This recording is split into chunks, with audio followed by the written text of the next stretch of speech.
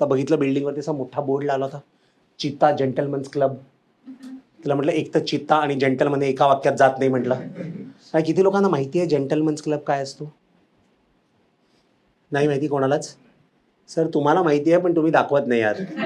नाही ठीक आहे, ज्यांना नाही माहिती, मी पण पहिल्यांदाच एकदाच गेलोय पहिल्यांदा. मला जे काय कळलं ते तुम्हाला सांगतो. ठीक आहे, आज तुम्ही गेलात ना की असं स्टेज असतं आणि मला ट्रेनमध्ये कसा खांब बसतो तसा खांब बसतोय. ठीक आहे, आणि आता काय झालं ना, अमेरिकेत ना आपले खूप भारतीय लोक आहेत, मग ना ती लोक हळूहळू आपली भारतीय संस्कृती पण अडॉप्ट करायला लागलेत. आणि ना ते भारतीय संस्कृतीबरोबर ना आपले खेळ पण ती लोक आता तिकडे खेळायला लागलेत. ठीक आहे, तर त्या दिवशी ना मलखांबाची कॉम्पिटिशन सुरू होती आणि ना बायकांचा इव्हेंट होता. ठीक आहे, आणि तिकडे ना स्त्री पुरुष समानता आहे, त्याच्यामुळे बायकांचे इव्हेंट असं ते गर्दी होती पूर्ण. ठीक आहे, सगळी लोक बसली होती आणि ना सगळ्या बायका ते व्यायाम वगैरे अशा करत होत्या. आणि मग आणि तिकडे ना मी सांगितलं स्त्री पुरुष समानता आहे, म्हणजे असं नाही की आपल्याकडे कसं फक्त विराट कोहलीच पैसे कमावणार, हरमनप्रीत नाही, असं नाही. त्या बायकांची एखादी स्टेप वगैरे आवडली ना की लोक पैसे पण टाकायचे, ताई छान केलंस तू, हे घे वगैरे पैसे वगैरे असं. ठीक आहे, आणि ना काय आहे ना तिकडे थोडंसं ओपन कल्चर आहे. ठीक आहे, आणि वलखांब आहे ना हा खूप असा एक्झर्शन खूप जास्ती होतं ना, म्हणजे घाम घाम वगैरे असा येत असेल वगैरे.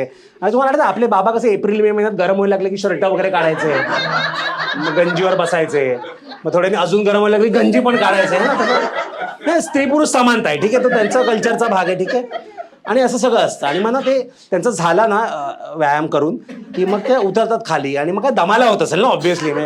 मी आता नुसता उभा आहे 2 तास तरी मला दमायला झालं, त्यांना किती होत असेल. आणि मग ते बघतात की कुठे बसू कुठे बसू, कारण सगळ्या खुर्च्यांमध्ये तुमच्यासारखी लोक बसलेली असतात.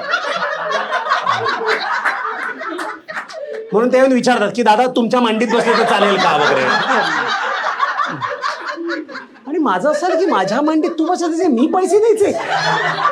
म्हटलं एक काम कर, तू बस खुर्चीत, मी बसतो तुझ्या मांडीत. म्हटलं $20 तू दे ना मला.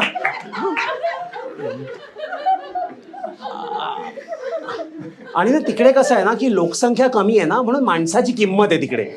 ठीक आहे, आपल्यासारखं नाही की मॅच संपली की घरी जा तुम्ही आपापल्या वगैरे, कोहली येत पण नाही तुमच्याशी हँडशेक करायला वगैरे, असं नाही. तिकडे असं की तुम्हाला खेळाबद्दल जास्ती माहिती हवी असेल ना,